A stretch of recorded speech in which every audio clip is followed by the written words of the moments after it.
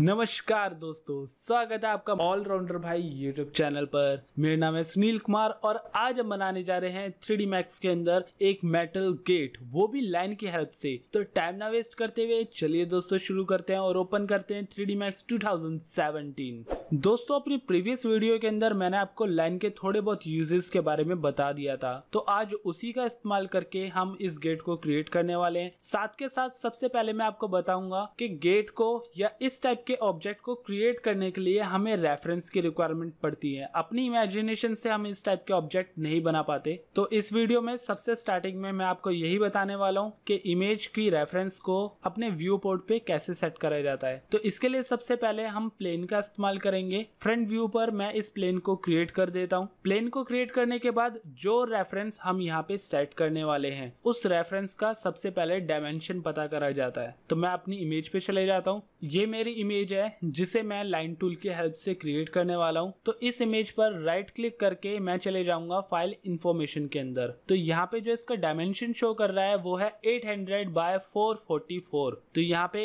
800 obviously इसकी width होएगी और 444 इसकी लेंथ होएगी। तो इसी चीज को ध्यान में रखते हुए यहाँ पर हम मॉडिफाई के अंदर चले जाएंगे और इस प्लेन का साइज भी हम उसी के अकॉर्डिंग रखेंगे। तो इसका साइज हम कर देते हैं 444 बाय 800। देन इसके अंदर सेगमेंट की कोई रिक्वायरमेंट नहीं है, तो मैं इसे 1 बाय 1 ही रखूंगा। और फ्रंट व्यू पर अब हमारा ये प्लेन ऐसा दिखाई दे रहा है। अब इसमें F4 प्रेस कर दूंगा क्योंकि अभी ये व्यू पोर्ट वायर फ्रेम के अंदर है, या फिर यहाँ पे वायर फ्रेम पे क्लिक करके इसे मैं क्लिक कर दूंगा डिफॉल्ट शेडिंग के अंदर। तो हमारा व्यू यहाँ पे दिखने लग गया है। अब हम M प्रेस करेंगे, लेकिन हमारे 3D Max के अंदर 2017 में जो मटेरियल है वो फिजिकल मटेरियल के अंदर बाय डिफॉल्ट शो कर रहे हैं। तो इसे सबसे पहले मैं स्टैंडर्ड मटेरियल के अंदर कन्वर्ट करूंगा। देन उसके बाद इसमें गेट की इमेज इंपोर्ट करेंगे। तो यहाँ पे फिजिकल मटेरियल शो कर रहा है, जिस पे क्लिक करने के बाद मैं इसे क्लिक करूंगा स्टैंडर्ड पे। ऑप्शन को ओके करने के लिए या तो आप नीचे ओके का बटन प्रेस कर सकते हैं, या फिर इसी ऑप्शन को डबल क्लिक करके भी अपने ऑप्शन को अप्लाई कर सकते हैं। तो अब ये हमारा स्टैंडर्ड मटेरियल बन चुका है। अब इसके अंदर हम डिफ्यूज में जाएंगे। डिफ्यूज के आगे जो नन का ये आइकन शो कर रहा है, इसके थ्रू आप मैप्स को इंपोर्ट कर सकते हो। तो यहाँ पे हम क्लिक करेंगे तो आपको एक लिस्ट दिखाई देगी। इस लिस्ट के अंदर टॉप में जाएंगे तो आपको बिटमैप का ऑप्शन दिखाई देगा। इसके थ्रू हम टेक्सचर को इंपोर्ट कर सकते हैं। तो यहाँ पे भी मैं डबल क्लिक करूंगा और अपनी इमेज के अंदर चले जाऊंगा। यहाँ पे इमेज को सिलेक्ट करा, देन ओपन। तो यहाँ पर आपको टेक्सचर दिखाई दे रहा है, लेकिन रिपीट के अंदर है।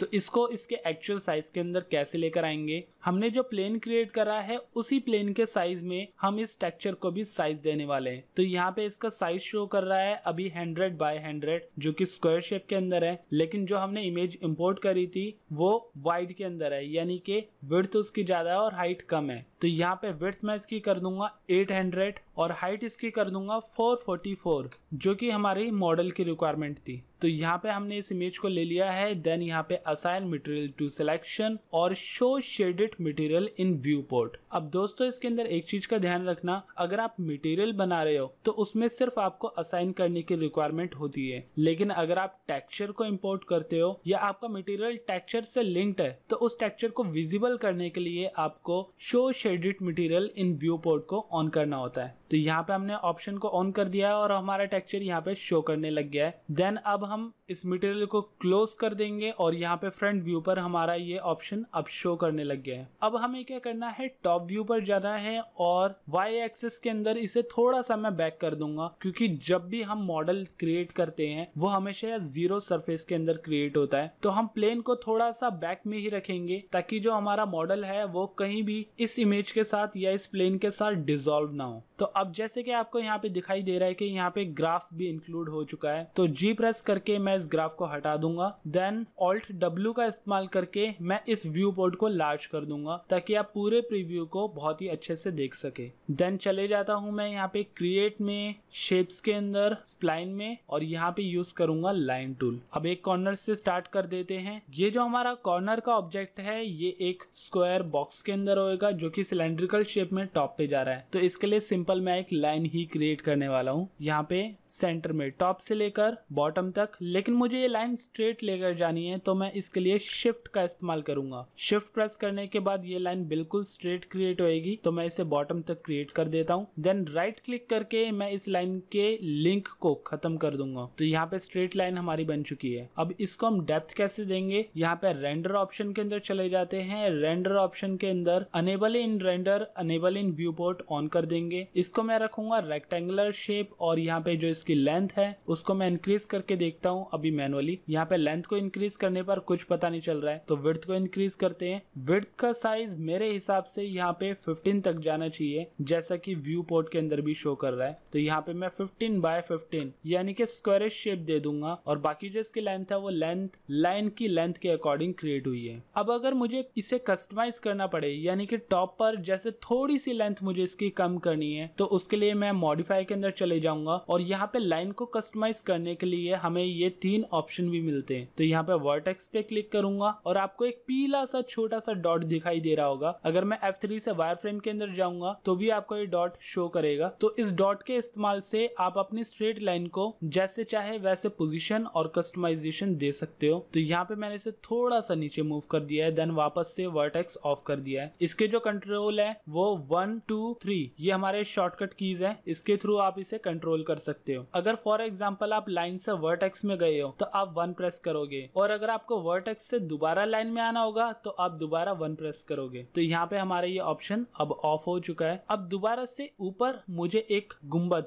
गोल टाइप की एक शेप देनी है, तो इसके लिए भी हम लाइन का ही इस्तेमाल करेंगे। तो यहाँ पे दोबारा से क्रिएट में चले जाते हैं लाइन के अंदर, लेकिन इसमें enable in render, enable in viewport मुझे इसकी रिक्वायरमेंट नहीं है, क्योंकि यहाँ पर हम डिफरेंट ऑप्शन का इस्तेमाल करेंगे। तो सबसे पहले टॉप पर क्लिक करते हैं और सिंपल क्लिक प्रेस करके मैं ड्रैग करूंगा। तो यहाँ पे मुझे कर्व नहीं शो कर रहा है, लेकिन मुझे इस शेप को कर्व में बनाना है। तो सबसे पहले तो मैं डिलीट का इस्तेमाल करके इस लाइन को हटा देता हूँ, और दोबारा से क्रिएट ऑप्शन में यहाँ पे बॉटम में जाऊंगा। तो एक तो इंटाइल टाइप यहाँ पे शो कर रहा है, और दूसरा है ड्रैग टाइप। ड्रैग टाइप को मैं कर देता हूँ स्मूथ या बेजियर। तो बेजियर पे मैंने क्लिक करा हुआ है। देन अब क्रिएट करके देखते हैं इस शेप को। अब मेरी ये शेप कर्व में क्रिएट हो रही है, तो मुझे कंप्लीटली शेप नहीं बनानी है, सिर्फ हाफ शेप यहाँ पे क्रिएट करनी है। तो मैंने एक कर्व दे दिया है, सेकंड भी यहाँ पे ऑटोमेटिकली कर्व बन रहा है, तो मैं इसको कंटिन्यू रखूंगा और यहाँ पे भी कंटिन्यू रखूंगा कर्व को, और उसके बाद नीचे ले जाके यहाँ पे इस शेप को कंप्लीट कर दूंगा। देन राइट क्लिक करके ये शेप खत्म हो चुकी है। तो इस टाइप से कर्व हमने क्रिएट करा है। अगर इसको और भी डीप करना हो तो यहाँ से सिंपल मैं 1 प्रेस करूंगा और वर्टेक्स के अंदर आ जाऊंगा। यहाँ पे अगर मुझे चेंजेस करने हो तो मैं बेजियर के इस ऑप्शन के थ्रू इसे चेंज कर सकता हूँ। तो यहाँ पे जैसे कि मैंने इसे डायरेक्शन दे दी है एक डिफरेंट, और यहाँ पे भी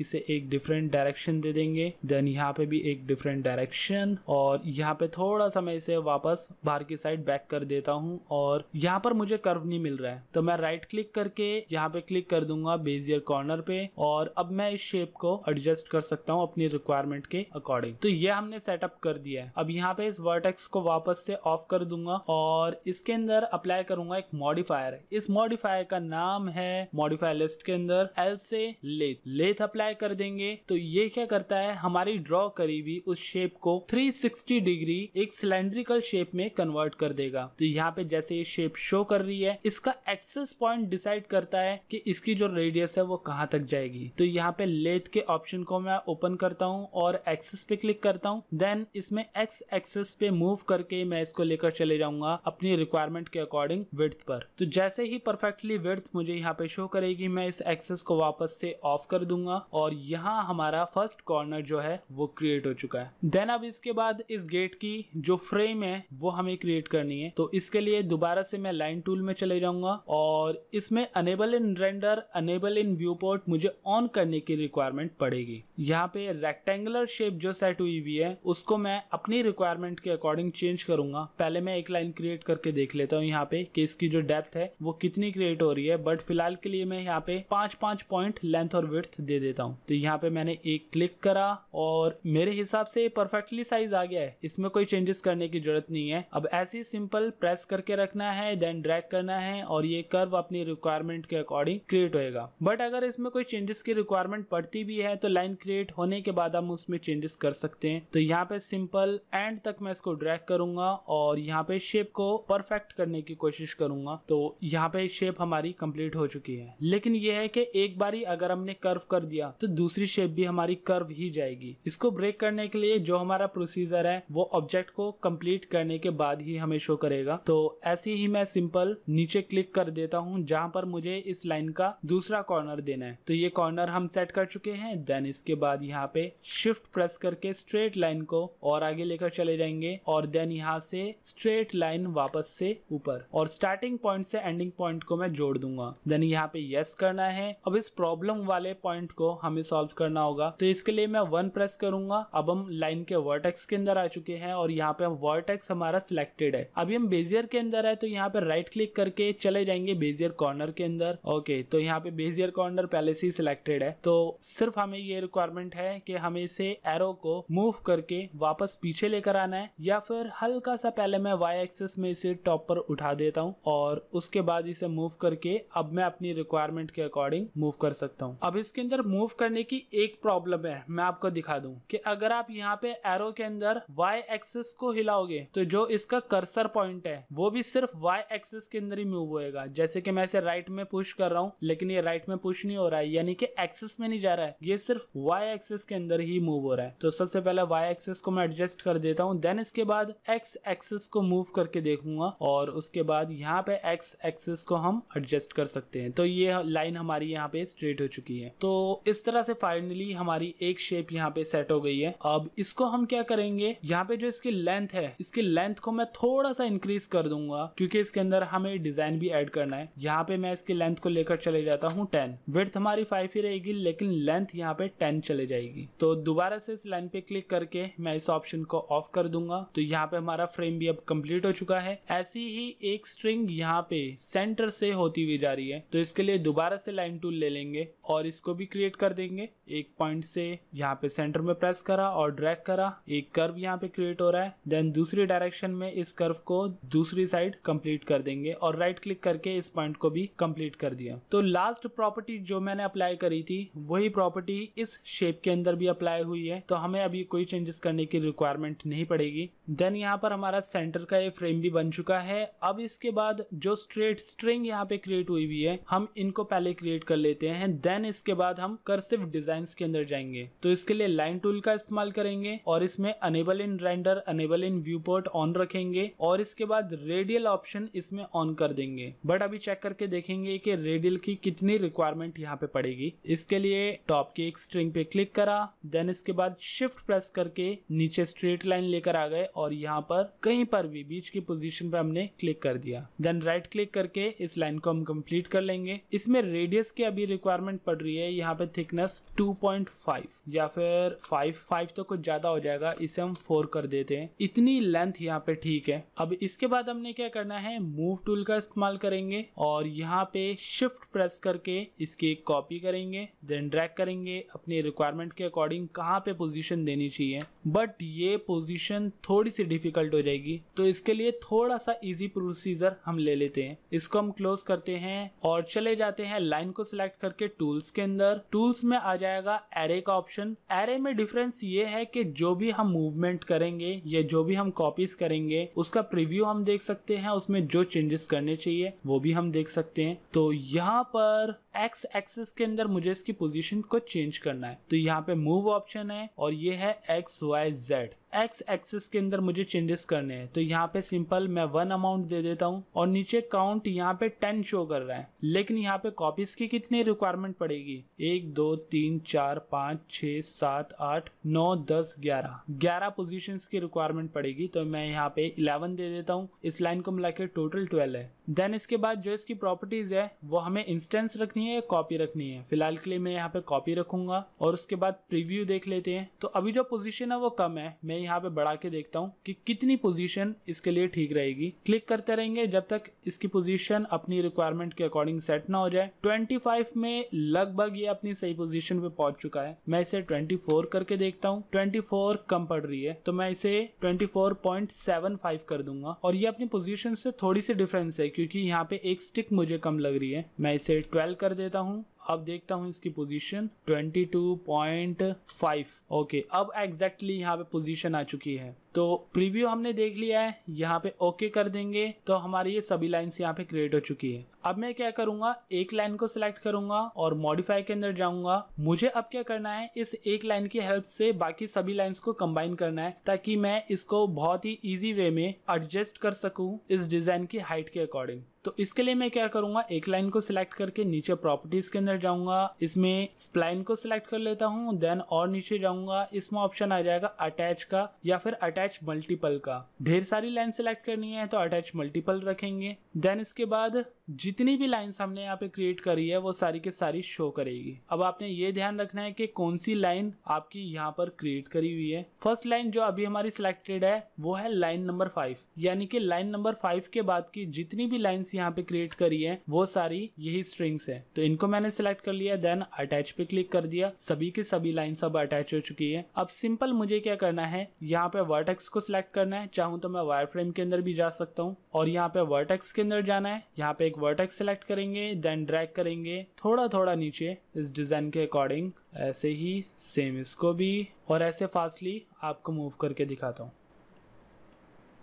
तो यहाँ पे सारी एडजस्टमेंट हो चुकी है। वर्टेक्स को ऑफ कर देते हैं, देन वायर फ्रेम को भी ऑफ कर देते हैं और अपने इस प्रीव्यू को देखेंगे। तो अभी फिलहाल हमारे जो बेस स्ट्रक्चर है वो यहाँ पे क्रिएट हुआ है। नीचे भी जो लाइन है उसको भी हम कस्टमाइज कर सकते हैं क्योंकि इसमें एक स्ट्रिंग को छोड़कर एक स्ट्रिंग जो हमारी है वो थोड़ी ज्यादा लेंथ में है। तो यहाँ पे 1 प्रेस करके इसकी भी लेंथ को हम नीचे तक लेकर जा सकते हैं, या चाहे तो मल्टीपल सिलेक्शन कर लेते हैं। एक स्ट्रिंग मैंने सिलेक्ट करी हुई है, वायर फ्रेम के अंदर चले जाएंगे और यहाँ पे कंट्रोल की हेल्प से एक एक स्ट्रिंग को छोड़कर सिलेक्ट कर लेंगे। तो ये हमने सिलेक्ट कर लिया, वापस से वायर फ्रेम एग्जिट कर दिया और इसकी लेंथ को कर दिया नीचे। अब इसके अंदर सिर्फ कर्सिव डिजाइन रह गया है, तो इसको कैसे क्रिएट करना है, इसके लिए सबसे पहले तो हम क्रिएट के अंदर शेप्स में लाइन को सिलेक्ट कर लेते हैं, देन चले जाएंगे यहाँ पे कॉर्नर में किसी एक डिजाइन पर। नीचे का ये जो डिजाइन है ये रिपीटेड है तो मैं इस डिजाइन को ही सबसे पहले क्रिएट कर लेता हूँ, देन उसकी कॉपीज करी जाएगी। तो यहाँ पे जो हमारी इमेज है वो काफी पिक्सलेट हो रही है, लेकिन अंदाजा लगा के हमें इसे क्रिएट करना पड़ेगा। एक पॉइंट मैंने यहाँ पे क्रिएट कर दिया है जो कि इस शेप के अंदर इंक्लूड हो चुका है।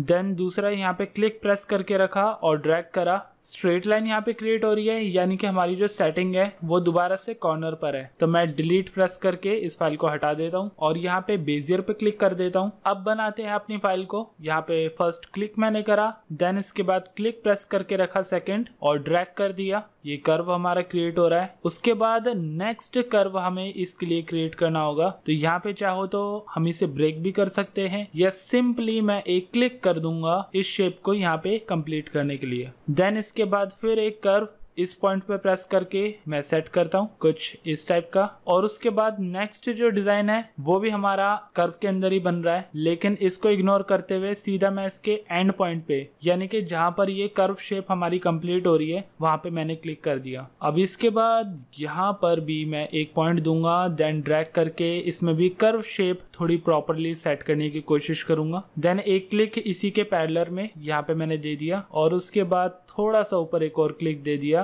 देन इसके बाद यहाँ पर एक कर्व और इसके बाद टॉप पे एक कर्व और यहाँ पे एक पैटर्न कर्व का। देन इसके बाद ये जो शेप है मुझे राउंडेड के अंदर दिखानी है, तो मैं यहाँ पे क्या करूँगा, एक पॉइंट ऐड कर देता हूँ कुछ इस टाइप का, और उसके बाद बैक कर्व एक यहाँ पे क्रिएट कर दूंगा। देन एक पॉइंट यहाँ पर, एक पॉइंट यहाँ पर, मतलब कि अभी जो डिजाइन है हमारा टूटा फूटा बन रहा है, जैसा भी है। एक ड्रैग में यहाँ पे करके देख रहा हूँ और ये शेप यहाँ से बेंड होते हुए इधर तक जाएगी और फिर बेंड होते हुए वापस। अब मैं इसे F3 प्रेस करके वायर फ्रेम के अंदर ले जाऊंगा ताकि मैं अपनी शेप को कंप्लीट कर सकूं। यहाँ पे अब स्टार्टिंग पॉइंट से एंडिंग पॉइंट को क्लिक कर दिया है और इसके कर्व को एडजस्ट में कर लूंगा, ये मुझे ठीक लग रहा है। देन क्लिक रिलीज कर दिया और यस, तो अब बारी आती है हमारी इस शेप को परफेक्ट करने की। तो इसके लिए मैं क्या करूंगा, 1 प्रेस करके चले जाऊंगा वर्टेक्स के अंदर, देन F3 प्रेस करके अपनी इमेज को वापस से व्यू कर लूंगा। इसमें एक वर्टेक्स को मैंने सिलेक्ट करा और राइट क्लिक करके इसे मैं कर दूंगा बेजियर कॉर्नर। अब नीचे का जो कर्व खराब हुआ है उसे मैं मूव टूल की हेल्प से यहाँ पे मूव करके एडजस्ट करूंगा। बट ध्यान रखना कि इससे जो आपकी शेप है वो खराब नहीं होनी चाहिए, यानी कि जो मेन हमारा बेजियर कॉर्नर है वो बेजियर कॉर्नर में शार्पनेस नहीं दिखनी चाहिए, राउंडेड शेप ही दिखनी चाहिए। तो ऐसे ही सेम ऊपर भी करेंगे। यहाँ पे पॉइंट फिलहाल तो हमें दिखाई नहीं दे रहा है, लेकिन जहाँ पे ये प्लस का निशान यानी कि मूव का निशान आ रहा है वहीं पर ही हमारा वो एंकर पॉइंट होएगा। तो इसको मैं हल्का सा एडजस्ट करता हूँ। देन ऐसे ही नीचे यहाँ पे जो शेप है इस पॉइंट को मैं सिलेक्ट कर लूंगा और राइट क्लिक करके इसे भी बेजियर कॉर्नर कर दूंगा। यहाँ पे इसकी शेप को एडजस्ट कर रहा हूँ और फिलहाल के लिए तो ये जो नोक बन रही है यही मुझे परफेक्ट लग रही है, तो मैं यहाँ पे और शार्प शेप नहीं दूंगा। अब ऐसे ही यहाँ पे राइट हैंड साइड में चले जाते हैं। इस शेप को मुझे परफेक्ट करना है तो राइट क्लिक करके मैं इसे भी बेजियर कॉर्नर कर दूंगा और उसके बाद ये जो ग्रीन पॉइंट है इसको मैं एडजस्ट करके अपनी शेप को यहाँ से कंप्लीट कर दूंगा। F3 प्रेस करके मैं देख लेता हूँ, कुछ इस टाइप का एक कर्व क्रिएट हो रहा है जो कि परफेक्ट है। देन यहाँ पे थोड़ी बहुत मुझे माइनर सी एडजस्टमेंट की रिक्वायरमेंट लग रही है, तो मैं इसको यहाँ से ड्रैग करके ये एडजस्ट कर लेता हूँ। देन इस शेप को कंप्लीट करना है तो इसके लिए राइट क्लिक करके इसे भी मैं बेजियर कॉर्नर कर लूंगा। देन यहाँ पर इसकी लेंथ मैं थोड़ी सी कम कर दूंगा और इस पॉइंट को भी बेजियर कॉर्नर कर दूंगा। इसको भी मैं एडजस्ट कर लेता हूँ। तो अब ये थोड़ी सी राउंडेड शेप के अंदर आने लग गया है। तो एक ही शेप बनाने में हमने थोड़ी मेहनत लगाई है, लेकिन यही शेप आगे कॉपी होने वाली है, तो आपने ध्यान देना है इसकी बारीकी में। अब जैसे कि यहाँ पे थोड़ी सी आपको रफनेस दिखाई दे रही है, यानी कि पॉलीगन्स दिखाई दे रहे हैं, तो इसको एडजस्ट करने के लिए यहाँ पे सबसे पहले तो मैं वर्टेक्स को ऑफ कर दूंगा। देन इसके बाद इंटरपोलेशन में जाऊंगा। यहाँ पे जो स्टेप्स है इसको इंक्रीज करने पर इसके बीच में जो डिटेलिंग है वो इंक्रीज हो जाएगी, तो मैं इसे 12 तक रख लेता हूँ। अब थोड़ी सी बेटर फिनिशिंग यहाँ पे दिखाई दे रही है। अब देन हमें क्या करना है, इस बनाई हुई शेप को मॉडिफाई लिस्ट के अंदर जाकर हम प्रेस करेंगे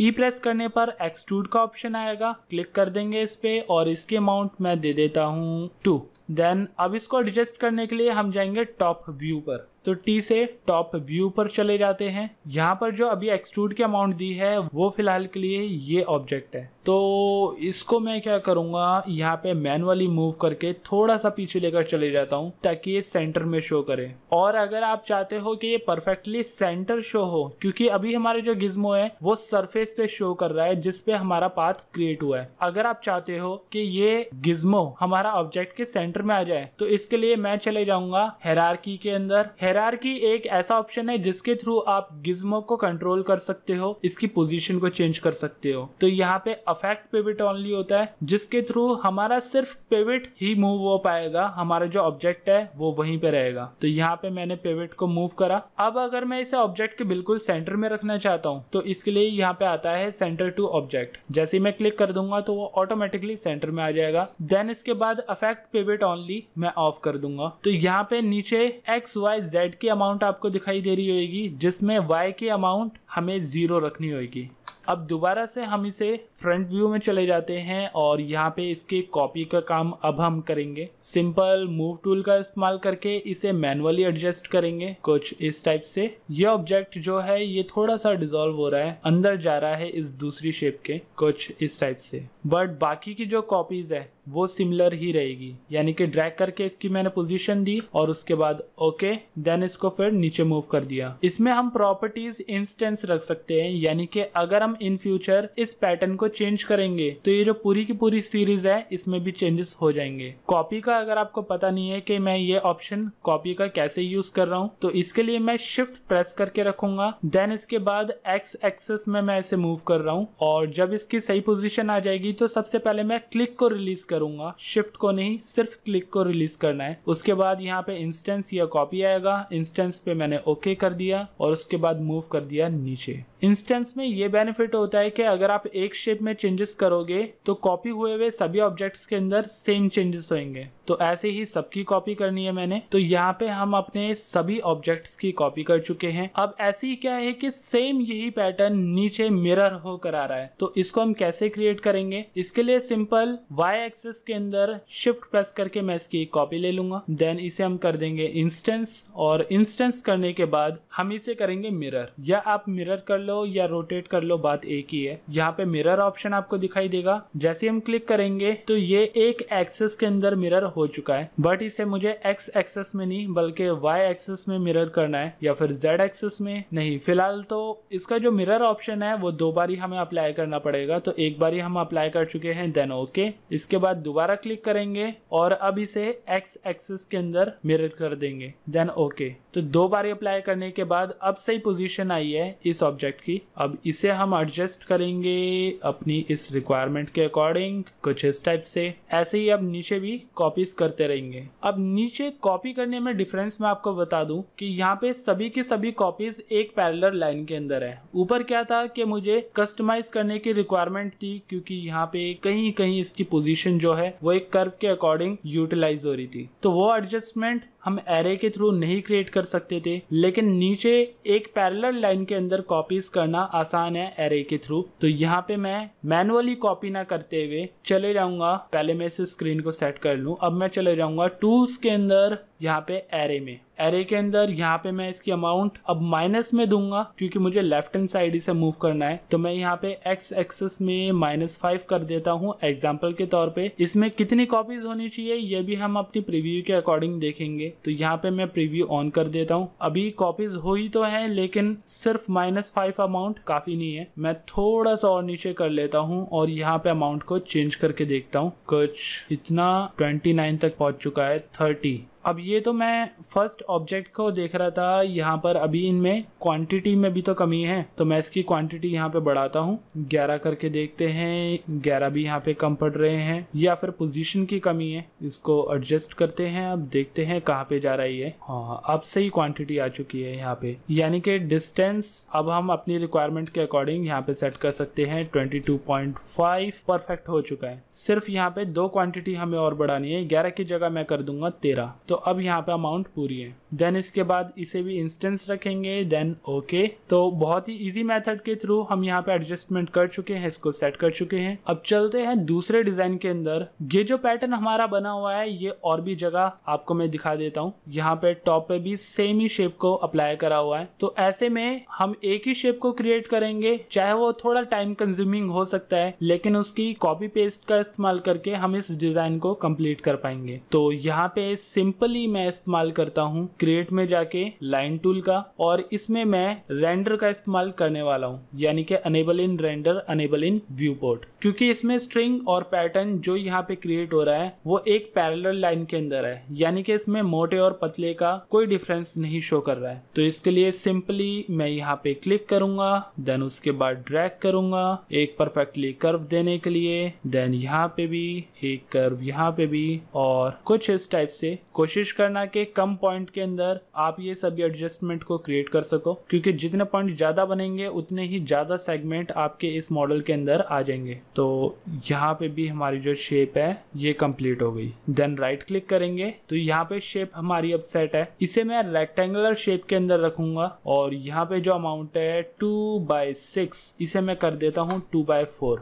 तो कुछ इस टाइप की शेप बन चुकी है। अगर इसे कस्टमाइज करना हो, एडजस्ट करना हो, 1 प्रेस करके इसके जो वर्टेक्स है उनको मैं एडजस्ट करूंगा और उसको एक परफेक्ट शेप देने की कोशिश करूंगा। तो यहाँ पे ये कर्व मैं एडजस्ट कर रहा हूँ। देन राइट क्लिक करके इसे भी बेजियर कॉर्नर कर लेता हूँ, या फिर राइट क्लिक करके मैं इसे स्मूथ भी कर सकता हूँ। तो यहाँ पे हमारी शेप अब परफेक्टली सेट हो चुकी है। इसको भी थोड़ा सा सेट कर दिया, तो मेरे लिए इतना अभी काफी है। यहाँ पे मैं क्लोज कर देता हूँ, देन F3 प्रेस करके इस शेप को मैंने एग्जिट कर दिया है। अब मैं सिंपली यहाँ पे शिफ्ट प्रेस करके इसकी कॉपी ले लूंगा और ओके कर दूंगा। देन चले जाता हूँ मिरर के अंदर और इसे मैं Y एक्सिस के अंदर फ्लिप कर दूंगा। थोड़ी सी एडजस्टमेंट कर दी। देन इसके बाद दोनों ऑब्जेक्ट को सिलेक्ट कर लूंगा कंट्रोल की हेल्प से। देन दोबारा से शिफ्ट प्रेस करके मैं इसे कॉपी करूंगा और ओके। देन इसके बाद मिरर करने वाला हूं दोबारा से, और यहाँ पे मैं यूज करूंगा इस बारी X एक्सिस को। Then okay. और यहाँ पे ड्रैग करके एडजस्ट कर लिया। अब वायर फ्रेम मैंने इसलिए सेट करा है क्योंकि लेफ्ट और राइट में जो डिफरेंसेस हैं उसको मैं इक्वल कर सकूं। तो यहाँ पे माइनर सा डिफरेंस करते हैं, देन पोजीशन अब परफेक्टली सेट हो चुकी है। अब ये चारों का सेट हमारा बन चुका है। कंट्रोल का यूज करके इन चारों को हमने सिलेक्ट कर लिया, देन ग्रुप में जाके इसे कर लेते हैं ग्रुप और ओके। अब हमें इसकी कॉपीज करनी है, तो इसके लिए दोबारा से टूल्स में एरे के अंदर चले जाएंगे। यहाँ पर एक्स में प्लस की तरफ इसकी पोजीशन देनी है, तो यहीं पे बॉटम में मैं रहने देता हूँ। इसकी अमाउंट में कर देता हूँ 20 प्लस के अंदर, और यहाँ पे प्रीव्यू देख लेते हैं। अभी क्वांटिटी थोड़ी ज्यादा है तो यहाँ पे क्वांटिटी इसकी लेस कर दूंगा और एक्स एक्सिस के अंदर इसकी पोजीशन को मैं बढ़ा देता हूँ। तो यहाँ पे 45 तक मुझे पोजीशन इसकी थोड़ी सी ठीक लग रही है, और जो एक्स्ट्रा यहाँ पे ऑब्जेक्ट क्रिएट हुए हुए हैं इसको मैं लेस कर देता हूँ 1 2। बट एक ऑब्जेक्ट यहाँ पे एक्स्ट्रा हमें क्रिएट करना ही पड़ेगा, तो मैं क्या करता हूँ यहाँ पर 7 अमाउंट इसकी कर देता हूँ। तो यहाँ पे ओके कर देंगे। देन इसके बाद जो एक्स्ट्रा ऑब्जेक्ट हमारा क्रिएट हुआ था उसे हम ग्रुप में जाके यहाँ पे ओपन कर देंगे या फिर अनग्रुप कर सकते हैं। इन दोनों ऑब्जेक्ट को डिलीट कर दिया और ऑब्जेक्ट को सिलेक्ट करके वापस से इस ग्रुप को क्लोज कर देंगे। तो यहाँ पे जो हमारा पैटर्न है वो अब कंप्लीट हो चुका है। अब बाकी ऊपर का कर्सिव डिजाइन यहाँ पे बचा हुआ है जो कि हमारा मेन डिजाइन है। तो फटाफट चलते हैं हम यहाँ पे क्रिएट के अंदर, शेप्स में, स्प्लाइन के अंदर लाइन। और इस बारी जो मॉडलिंग का मैं प्रोसीजर इस्तेमाल करने वाला हूँ वो थोड़ा सा डिफरेंस है, क्योंकि इसमें आपको कर्सिव ट्रेसिंग नहीं करनी पड़ेगी बल्कि स्ट्रेट ट्रेसिंग करनी पड़ेगी। यहाँ पे जैसे फर्स्ट मैं इस पॉइंट से स्टार्ट कर रहा हूँ, एक क्लिक मैंने यहाँ पे कर दिया, एक क्लिक यहाँ पर, एक यहाँ पर, एक यहाँ पर और एक यहाँ, देन इसके बाद एक यहाँ पर और एक यहाँ। इसी तरीके से मैं सारी ट्रेसिंग करने वाला हूँ, कुछ इस टाइप से।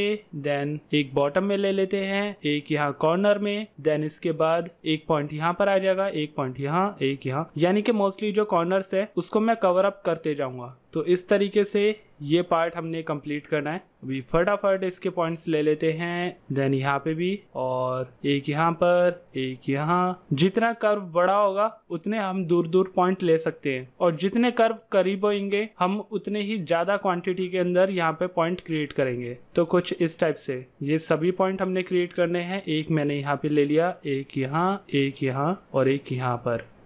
तो ये स्टार्टिंग से एंडिंग तक का हमारा कवर पूरा हो चुका है। यहाँ पे जैसे ही मैं यस करूंगा तो हमारा स्प्लाइन यहाँ पे कंप्लीट हो जाएगा। अब इसको कर्सिव कैसे तैयार करना है, क्योंकि अभी हमने स्ट्रेट लाइन के थ्रू इस मॉडल को कंप्लीट करा है। अब मैं 1 प्रेस करूंगा तो वर्टेक्स के अंदर आ जाएंगे। यहाँ पे सिलेक्ट ऑल वर्टेक्स कर लेते हैं, देन राइट क्लिक और क्लिक कर दूंगा मैं बेजियर कॉर्नर के अंदर। तो बेजियर कॉर्नर से क्या हो जाएगा, हमें एक एक्स्ट्रा पॉइंट यहाँ पे मिल जाएगा इसे कर्व में कन्वर्ट करने के लिए। तो जैसे ही आपने यहाँ पे स्ट्रेट की एडजस्टमेंट करी है, ऐसे ही अब हम कर्व की एडजस्टमेंट कर लेंगे। तो ये हमारी ट्रेसिंग से थोड़ा आसान रहता है। अब जैसे मैं दिखा देता हूँ, ये पॉइंट मैंने सिलेक्ट करा हुआ है और मूव टूल से इसकी एडजस्टमेंट कुछ ऐसी होगी और एडजस्ट कर लेते हैं। देन ऐसे ही सेम इस साइड भी ये कंप्लीट हो चुकी है एडजस्टमेंट। ऐसे ही है अब दूसरी साइड, इसको एडजस्ट करेंगे, देन यहाँ पे भी इसको एडजस्ट और यहाँ पर भी, देन इसको भी। यानी कि एक तरह से आपकी जो शेप है वो स्ट्रेट नहीं बल्कि कर्व में ही रहनी चाहिए, तब जाके एक अच्छी लुक क्रिएट होएगी। तो यहाँ पे भी कर्व कंप्लीट कर लेते हैं, देन ऐसे ही यहाँ पर वायर फ्रेम के अंदर चले जाते हैं ताकि बाकी के कर्व को भी मैनेज कर सके, और ऐसे ही मिडल में इस पॉइंट को मूव करके इसके कर्सिव को भी मिडल के थ्रू मूव कर सकते हैं। सो फाइनली हमारा जो डिजाइन है अब यहाँ पे कंप्लीट हो चुका है। अभी फिलहाल 15 मिनट हुए हैं और फॉरवर्ड में मैंने आपको ये वीडियो दिखाई थी, तो आप खुद ही अंदाजा लगा सकते हो कि आपके लिए पिछली वीडियो का बताया गया प्रोसीजर बेस्ट है या फिर ये वाला बताया गया प्रोसीजर। तो जब ये डिजाइन आपका कंप्लीट हो जाएगा, यहाँ पे वर्टेक्स को हम ऑफ कर देंगे, देन जाएंगे मॉडिफाई लिस्ट के अंदर और यहाँ पे ई प्रेस करके एक्सट्रूड के अंदर चले जाएंगे, और यहाँ पे एक्सट्रूड की जो अमाउंट है वो मैं रखूंगा 2 तक। और टॉप व्यू पर देख लेते हैं, टॉप व्यू पर अभी डेप्थ कुछ इस टाइप की दिखाई दे रही है। अब इसमें दोबारा से हम हायरार्की के अंदर जाएंगे और यहाँ पे इफेक्ट पिवट ओनली, देन इसके बाद सेंटर टू ऑब्जेक्ट। तो इससे क्या है कि हमारे जो गिज्मो पहले सरफेस पे क्रिएट हुआ था वो अब ऑब्जेक्ट के सेंटर में आ जाएगा, जिससे कि मैं इस गेट के बिल्कुल सेंटर में इस डिजाइन को शो कर पाऊंगा। तो यहाँ पे गिज्मो ऑफ कर दिया। तो आप वाई एक्सेस के अंदर देख सकते हो कि यहाँ पे अमाउंट -1 में आ चुकी है, तो मैं इसे कर दूंगा 0। तो अब हमारी ये शेप सेंटर के अंदर है। दोबारा से फ्रंट व्यू के अंदर आ जाते हैं, कुछ इस टाइप का हमारा ये डिजाइन बन चुका है। तो इसी तरीके से बाकी की ये 2 पैटर्न भी मैं तैयार कर लेता हूँ।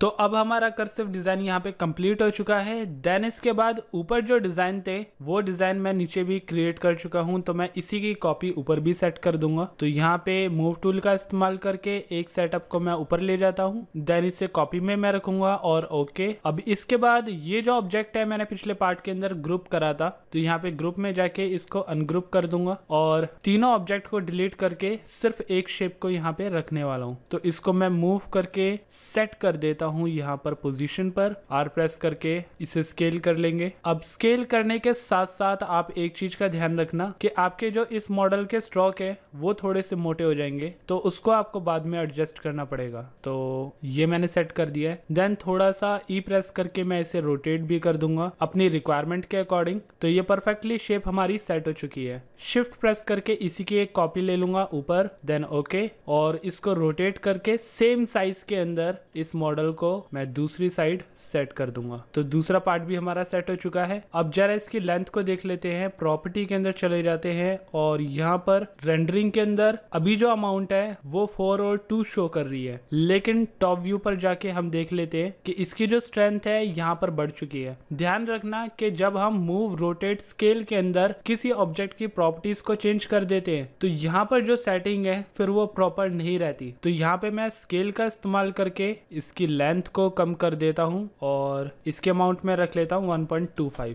ऐसे ही दूसरे ऑब्जेक्ट की लेंथ भी 1.25। तो स्केलिंग यहाँ पे कंप्लीट हो चुकी है। अब ये जो सर्कल में जाली टाइप का पैटर्न बना हुआ है इसको क्रिएट करते हैं। तो इसके लिए मैं चले जाऊंगा यहाँ पर क्रिएट में, स्प्लाइन के अंदर सर्कल में, और सिंपल सा एक सर्कल मैं यहाँ पे क्रिएट कर दूंगा और एडजस्ट कर दूंगा ताकि ये थोड़ा बहुत हमारे दूसरे ऑब्जेक्ट के साथ भी इंक्लूड हो जाए। तो अगर आपको सर्कल क्रिएट करने के बाद उसकी रेडियस को इंक्रीज करना पड़े तो हम यहाँ पे ड्रैग करके नीचे चले जाएंगे और यहाँ पे इसकी रेडियस को इंक्रीज कर सकते हैं। तो ये शेप हमारी पूरी हो गई है। यहाँ पे जो इसकी थिकनेस है उसको थोड़ा और इंक्रीज कर देता हूँ। इसकी अमाउंट मैं रख दूंगा 4 और विड्थ इसकी मैं रख दूंगा 3।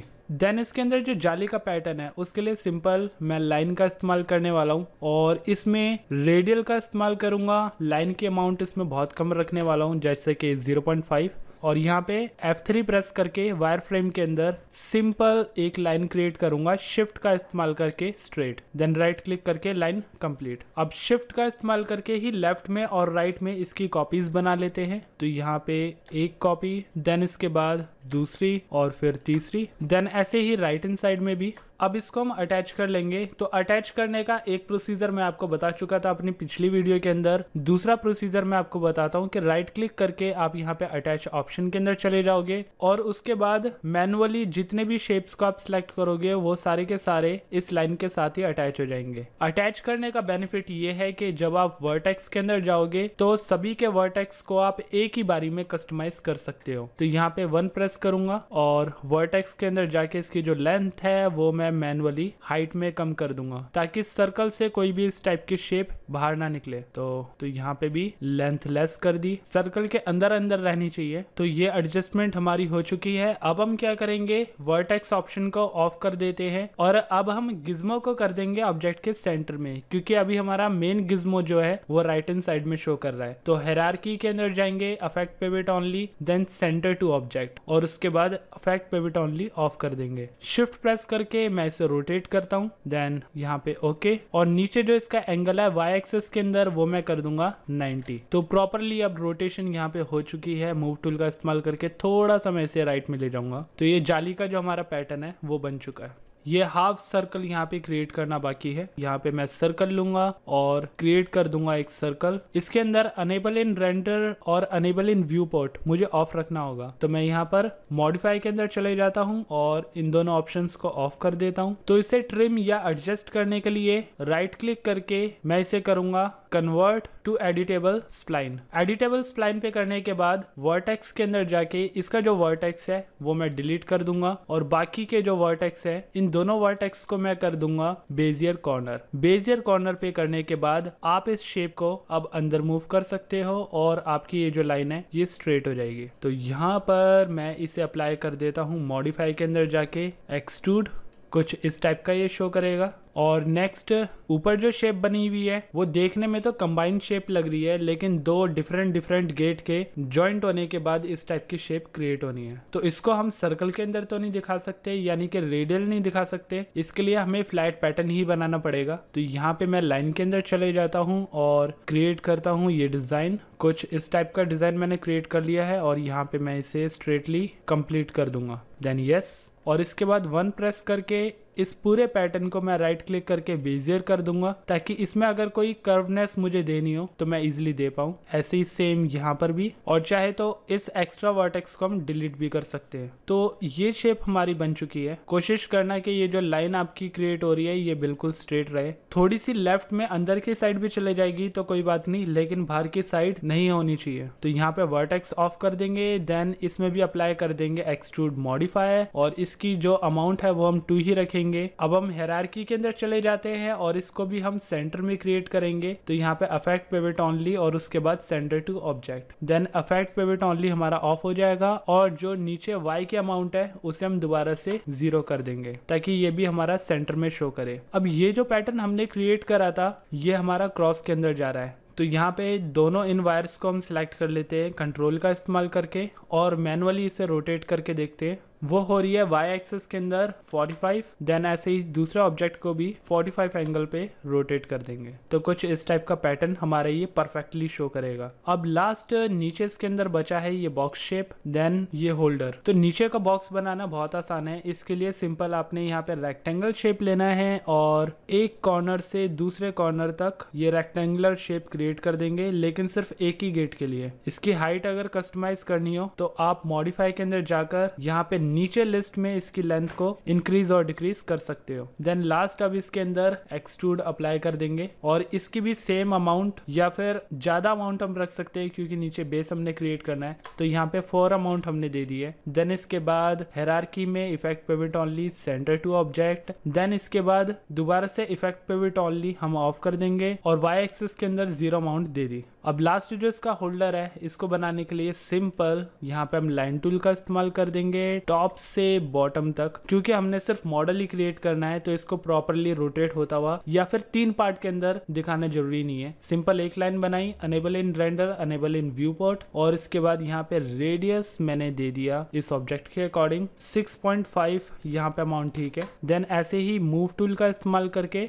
सेम इसी की एक कॉपी नीचे दे देंगे। तो यहाँ पे गेट हमारा कंप्लीटली बन चुका है। इमेज को मैं डिलीट कर देता हूँ। और एक चीज का आप ध्यान रखना कि जब इस टाइप की शेप आपकी दिखाई दे, जो कि मैंने लेथ का इस्तेमाल करके बनाया था, इसमें सिंपल आप यहाँ पर फ्लिप नॉर्मल कर सकते हो, जिससे आपका ऑब्जेक्ट अगर विजिबल नहीं हो रहा है या ब्लैक आ रहा है तो वो वापस विजिबल होने लग जाएगा। तो यहाँ पे गेट हमारा कंप्लीट हो चुका है। ग्रुप के अंदर जाके इसे मैं ग्रुप कर दूंगा और उसके बाद शिफ्ट प्रेस करके इसकी एक कॉपी कर लूंगा। देन ओके, और मिरर के अंदर जाकर इसे एक्स एक्सिस के अंदर मैं फ्लिप कर दूंगा। देन ओके, और मूव टूल की हेल्प से वापस से अटैच कर दूंगा। ये हमारा कंप्लीट यहाँ पे गेट क्रिएट हो चुका है। तो अगर आपने ये 3D फाइल डाउनलोड करनी हो तो आप नीचे डिस्क्रिप्शन के थ्रू डाउनलोड कर सकते हो, या फिर अगर आपने प्रैक्टिस के लिए इसकी जो रेफरेंस मैंने इस्तेमाल करी थी अगर वो भी डाउनलोड करनी हो तो उसका लिंक भी आपको नीचे डिस्क्रिप्शन में मिल जाएगा। अब मॉडल आपको डाउनलोड करने के लिए तो मिल रहा है, लेकिन इस मॉडल को कस्टमाइज करने के लिए आपको वीडियो और रेफरेंस दोनों की रिक्वायरमेंट पड़ेगी। तो मेरी सलाह तो ये रहेगी कि आप फाइल के साथ साथ इसको बनाना भी सीखें, ताकि आगे अगर कस्टमाइजेशन करनी हो तो आप अपने अकॉर्डिंग कर सकें। सो आई होप दोस्तों आपको मेरी ये वीडियो पसंद आई होगी। अगर पसंद आई तो इस वीडियो को लाइक, शेयर एंड कमेंट करें, और अगर आपने अभी तक मेरा चैनल सब्सक्राइब नहीं करा है तो सब्सक्राइब करें और प्रेस करें साथ में बने बेल आइकन को, ताकि टाइम टू टाइम होने वाले अपडेट आपके पास पहुंचे सबसे पहले। तो मिलते हैं दोस्तों अगली वीडियो में अगले टॉपिक के साथ।